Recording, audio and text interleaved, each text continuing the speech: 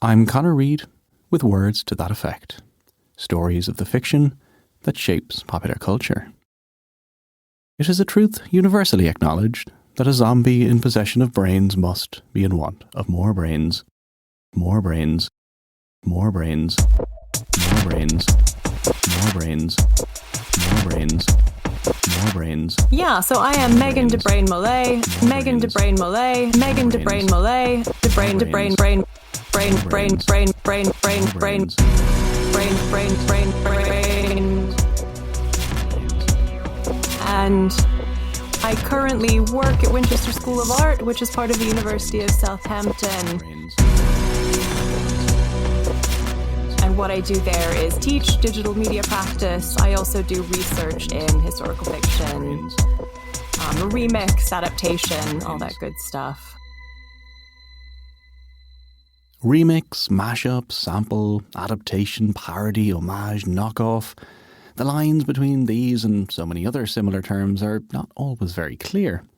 Taking previously created elements of culture and reworking them into something new. In one sense, all culture is a remix. Nothing exists in a vacuum. On the other hand, some people may take a dim view of lifting almost the entire text of Pride and Prejudice and republishing it with additional zombie action. The line I opened with, if you didn't recognise it, is the opening to Seth Grahame-Smith's best-selling 2009 classic Pride and Prejudice and Zombies. And Dr. Megan de Brain Mollet, who you also heard, has spent the last decade researching and writing about this whole field. Remix, adaptation, mashup novels, or what in her latest publication she calls Frankenfiction. Frankenstein is a hugely overdetermined metaphor. We use Frankenstein for everything, right? We use it. We use the Frankenstein metaphor to talk about technology when we're talking about, will artificial intelligence get away from us like Frankenstein's monster? Frankenfood, Frankenstorms, Frankenmice, Frankenshoes, Frankencells. I use the term Frankenfiction specifically because it's so broad, and I'm kind of poking fun at that phenomenon. So what exactly does Dr. de Brain Mollet mean by Frankenfiction? What I actually look at in the book is something that in the first draft was called neo-historical monster mashup, which is obviously much less catchy than Frankenfiction. But this is basically commercial fictions that take works that are out of copyright, so works from kind of the 19th century, the 18th century, and bring those together to sell them, basically. Such as, for example, Pride and Prejudice and Zombies. But we'll get back to that. First, I want to get a few things clear. Remix, adaptation, mashup, there are quite a lot of terms here. So most people would have an idea of what adaptation or remix is, I would suspect. But as I was digging into these different terms to try and figure out what I was actually looking at, there's a lot of disciplinary difference between something like adaptation and something like remix. So, for example, if you're studying adaptation, it's likely that you work in a literature department or a film department.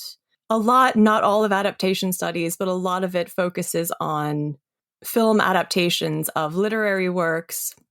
And this is still a big focus of the field. Maybe I should have a footnote noise. Like if this was an article, there'd be a footnote here. So, for more on adaptation, see Effect, words to that. Episode 23 on adapting books for the screen and vice versa. Anyway. Whereas if you're studying remix or mashup, you're much more likely to be working in a media studies department.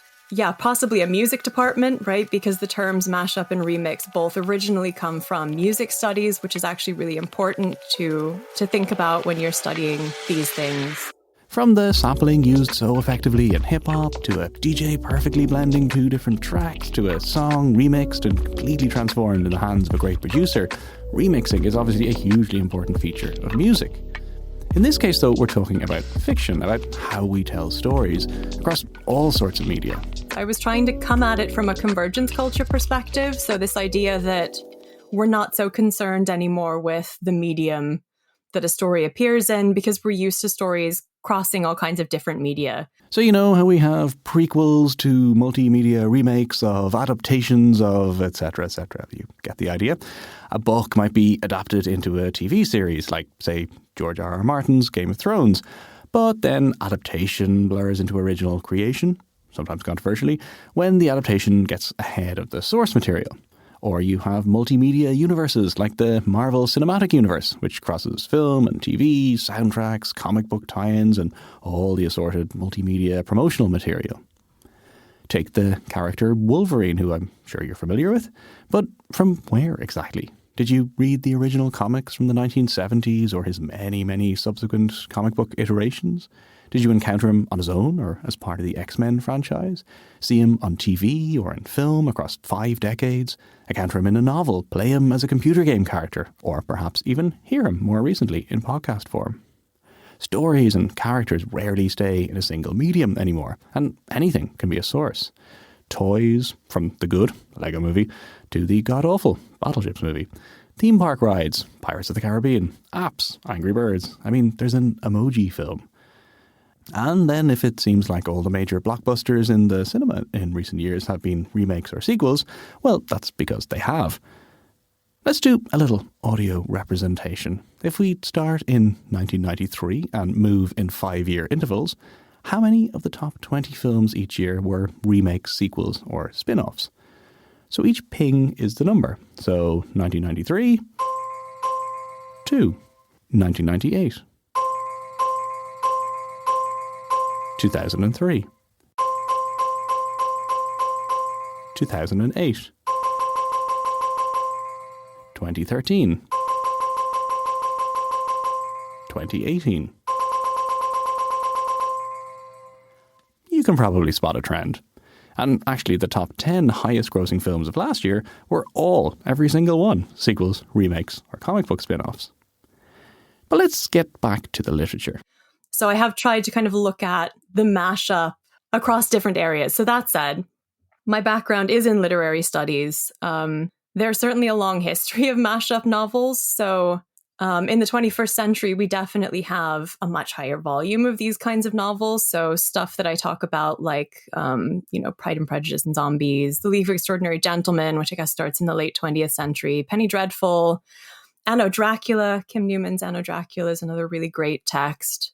Sorry, I said Penny Dreadful, referring to the comic, because actually, obviously, that's a television show, but Penny Dreadful has some written texts as well that we could look at. It's never easy to pin these down to one medium. So if we've seen an explosion of interest in the mashup text in recent years, where's this coming from? In its literary form, how far back does the mashup go? So going back through the history of the mashup novel, I think there are a couple of different ways you can approach that. So there are lots of novels that are certainly intertextual, and there are lots of novels that you could kind of classify as mashups. They appear basically as soon as you get copyright law in the West, right? So for instance, for Sherlock Holmes, there are cases where, other contemporary authors took the character, combined them with other characters, and then you get crossover fiction, right? Which I guess the crossover is another term that we could kind of use if we wanted to add yet more vocabulary. So much vocabulary. The commercial culture is a really important, I guess, part of what we look at or what we don't. What do we consider a novel, right? Is that something that people pay for? Is it something that's written not for profit? And this is important because there's a whole world of fan fiction, but what distinguishes it in large part is that it's unofficial. It's not intended to be commercialized, and so it can use copyright material. Although, of course, these boundaries can blur too. One of the most commercially successful novels of this century is E.L. James's 50 Shades of Grey, originally Twilight fanfiction. Yeah, I mean, I guess if we're talking about the commercial or the artistic history of the mashup novel, lots of people go back to William Burroughs and Dada and things like cut-up technique. So if we're talking about professional mashup novels, professional mashup fiction, it's either kind of William Burroughs and the artistic Dada movement. Lots of authors experimented with these types of techniques, particularly in the 1950s, 1960s. You take 2 pages, for example, fold them in half vertically and then lay them side by side to create something new and unexpected. Or you take a text, you cut it up, and then you rearrange all the words to create a new text. Or you take people a go text, back cut to it William up, Burroughs, and then rearrange the words to create a new text. And I guess all this cutting and pasting brings us neatly to Seth Grahame-Smith's Pride and Prejudice and Zombies, published by Quirk Books in 2009. The myth behind Pride and Prejudice and Zombies is basically that Jason Rekulak, the editor at Quirk Books at the time, sat down to try and, figure out Quirk Books' next bestseller. And he sat down with two lists, one of great works of classic literature, one with monsters, and just started drawing lines between the two of them. And he ended up with Pride and Prejudice and Zombies, thought, wow, this would be a really fun idea. And then they found Seth Grahame-Smith to kind of do the remix for them. Little did they realise the publishing monster they had unwittingly unleashed upon the world. So they released the cover image online a few months before publication. Bloggers got so excited about the cover image that they pushed up the publication date by 3 months. They decided to print, a few more copies. So it was basically an internet success based on the cover image before it even became a publishing success, before it was released. Within a week of its release, it was number 3 on the New York Times bestseller list. Studios were knocking down the publisher's door to acquire film rights. Of course, more adaptations. It was a massive success. So for those of you who haven't read the novel, how exactly does it work? In terms of the premise of Pride and Prejudice and Zombies, so Seth Grahame-Smith's mashup novel takes the actual text of Jane Austen's Pride and Prejudice. So they estimate that it's about 75% Pride and Prejudice, Jane Austen, and then removes a few bits, adds a few bits, adds some zombies, adds some plot elements, about 25% of Seth Grahame-Smith's work, and then together you get Pride and Prejudice and Zombies. So it takes an out-of-copyright text, Pride and Prejudice, transforms it. So if we're talking about transformative works and copyright, the transformation is often really important. And repackages it for sale. So if it's 75% Pride and Prejudice, was it Austen fans looking for a new twist on their favourite novel? Or was it the zombie fans who felt their favourite genre was missing some Regency romance? Well, actually it was kind of both. Yeah, so actually a lot of people talk about it as if it's this thing that was specifically designed to appeal to Jane Austen fans. But actually when the book was first conceptualized, or they were trying to, publicize it, get it out there, they definitely didn't publicize it in that way. So they kind of expected a lot more backlash from Austen fans, I guess, than they received. And there have been some great academic articles about this, sort of how the publicity text shifted gears kind of partway through the publicity. But I guess it appealed to a lot of Austenites, right, who often do Austen rereads.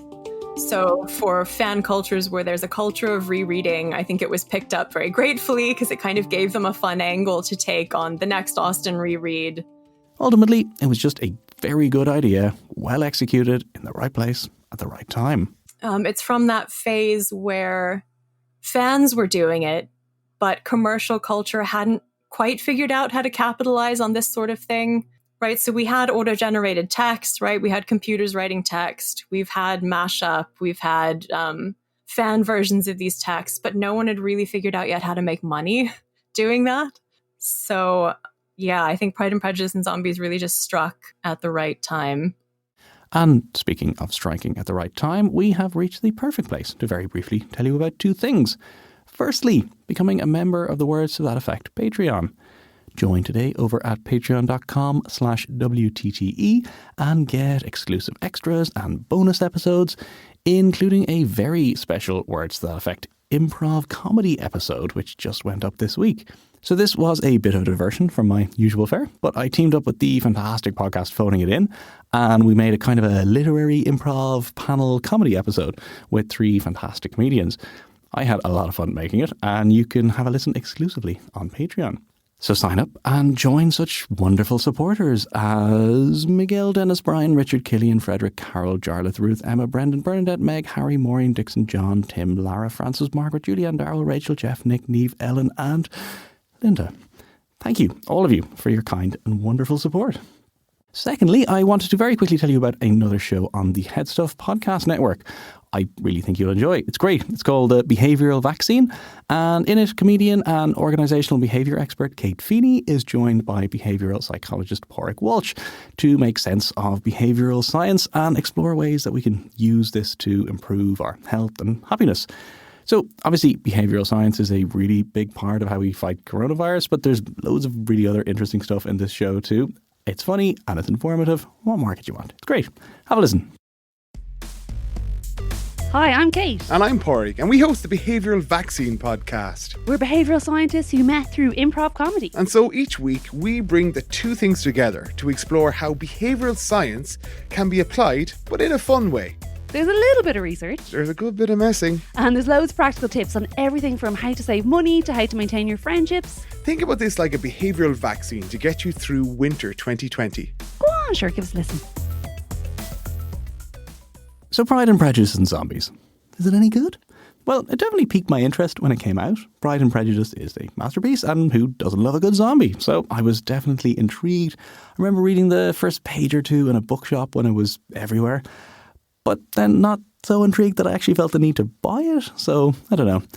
In researching this episode, I went back and read some more. It's not, in fairness, as I initially thought, a kind of joke that wears thin after a page or two, but I still didn't finish it. I kind of thought it was a bit too much Austen and not enough zombie. I think a lot of people had that comment, and they actually did try to solve that both with the sequels to Pride and Prejudice and Zombies and with kind of the next mashup novel that they did, which was Sense and Sensibility and Sea Monsters. So that's much more Ben Winters and less Jane Austen. I mean, I really enjoyed it. I think it probably, for me, works better if you have not read Pride and Prejudice, just because I was so distracted going through wondering, oh, does Jane Austen actually say that? So I felt, constantly compelled to compare it to the quote-unquote original. Yeah, some of the little inserted parts are great. Like, you really want to check how much was actually in the original. So take this, for example. Not all that Mrs. Bennet, however, with the assistance of her 5 daughters, could ask on the subject was sufficient to draw from her husband any satisfactory description of Mr. Bingley. His daughters attacked him in various ways, with barefaced questions, ingenious suppositions, and occasionally with swords. But he eluded the skill of them all, and they were at last obliged to accept the second-hand intelligence of their neighbour, Lady Lucas. I love that. And occasionally with swords is the only part of that that's changed. It just fits really, really neatly. And there are lots of other little moments like that as well. But all this focus on the original versus the adaptation, it can kind of lead us off track a little bit. Generally, we assume that the older text, or the, what we often call the original text, is the most important one, is the one that should be honored. If it's older, it's better. And this is definitely something I found interesting when looking at Frankenfictions or monster mashups or mashups in generally. Because on the one hand, you would think that they challenge this idea, but on the other, in many cases, the mashup text is only popular because of the way it uses a famous author, a famous text, a famous character. So when we're talking about what it is permissible to do legally and ethically, emotionally, to a text, to a famous text, to a canonical text, that's one thing to consider. But I guess I want to think about it not just in terms of an original text that is copyright protected and that is good, and another text that's relating to that either lovingly or carelessly or stealing it, because that's a really simplistic way of looking at it in some perspective. So obviously, anytime we make anything, we're making it within this bigger framework. We're making it to fit within a particular genre based on our knowledge of that genre. Any adaptation is not only referencing an original text, but it's referencing all of the other adaptations that came before it, right? So with Pride and Prejudice, when we talk about the Keira Knightley Pride and Prejudice, we're relating it back to Jane Austen, but also back to the 1990s miniseries, right? We're always comparing things to each other. Everything draws on everything else. Everything has a cultural context. I mean, that's basically what I've spent 45 podcast episodes exploring. And mashups really foreground this. They get us thinking about how this influence and appropriation and stealing and borrowing and remixing really works. There's also the fact that it's not just kind of a one-directional thing that's going on, right? We're in conversation with other people. We're borrowing from different things simultaneously. And I think that often gets overlooked. So I think that's one reason that mashups are really helpful, because they don't let us make that kind of simplistic analysis, the one-to-one analysis. The question of who owns what doesn't necessarily have a simple answer. I mean, or it does, I guess, because you could say if it's in copyright or protected by an estate, then you can't do anything irreverent with it. If it's not, then you can. But then, of course, already, whose texts are worth protecting, whose texts are canonized, often it's the same group of kind of white Western men. So already the ethics are complicated. And if you're convinced, there's plenty more Frankenfiction out there. Kim Newman's Anno Dracula novels, or the League of Extraordinary Gentlemen, Alan Moore and Kevin O'Neill's graphic novel series, which is great. Not so great is the film version, which, fun fact, was the film that, sadly now late, Sean Connery hated working on so much that he quit acting forever. More recently, Theodora Goss's Athena Club novels. So that's starting off with The Strange Case of the Alchemist's Daughter, which is about the monstrous daughters of a lot of different mad scientists. So you've got Justine Frankenstein and Mary Jekyll and all of this kind of stuff. But I think if I were suggesting that people dig into the mashup genre in a little more depth, especially the literary mashup genre, it's worth kind of looking at some of the less well-selling of these different kinds of mashup. So for instance, in addition to Pride and Prejudice and Zombies, you had Jane Slayer by Charlotte Bronte and Sherry Browning Irwin, right? And this was published by Simon & Schuster, so a different publishing house. But Sherry Browning Irwin is also a romance novelist. So in approaching this kind of classic Gothic text, Jane Eyre, she does some really interesting things. She makes some kind of more in-depth changes to Jane Eyre and is also very clearly engaging with kind of feminist discourse, post-colonial discourse, popular fiction discourse in some ways that I don't think some of the more popular texts necessarily do. There's plenty to be cynical about with mashup novels. Take almost all of an out-of-copyright literary text, throw in a few supernatural beings and hope for the best. But there's also so much scope to be original and creative while remixing what's come before, to use satire and parody. I think it's important not to understate the importance of being playful with text, right? Because parody and satire are such important tools for kind of coping with our canon, coping with our past, making sense of it, reminding ourselves of it again, reminding ourselves why we love it or actually why we don't need it. So I think as kind of a playful commentary, it's a really interesting thing. Mashup novels are nothing new, and there will be plenty more to come. And the best of them will force us to think about our canon, about how cultural influence works, about how we constantly reframe historical and literary context. And they'll maybe even make us pick up a classic novel we never got round to reading. It is a truth universally acknowledged that a classic novel, beloved by all, must be in want of some supernatural beings.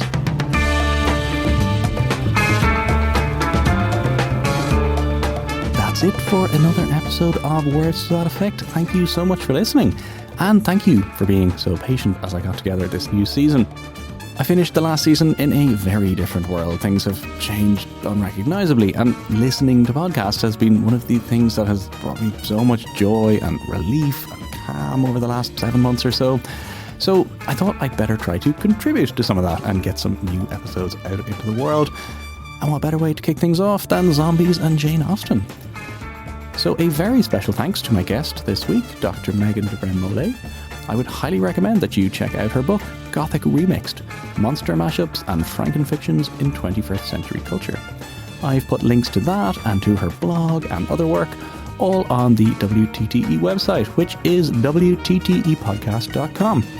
There you can also find a fantastic trailer for Sense and Sensibility and Sea Monsters, which I didn't really have time to talk about, and links to sources, further reading, and lots more. You can follow the show on Instagram and Facebook at Words to That Effect, or follow me on Twitter at CEDReid, CEDReid. You can also support the show on Patreon at patreon.com/WTTE. And that's it. See you in 2 weeks for the next episode.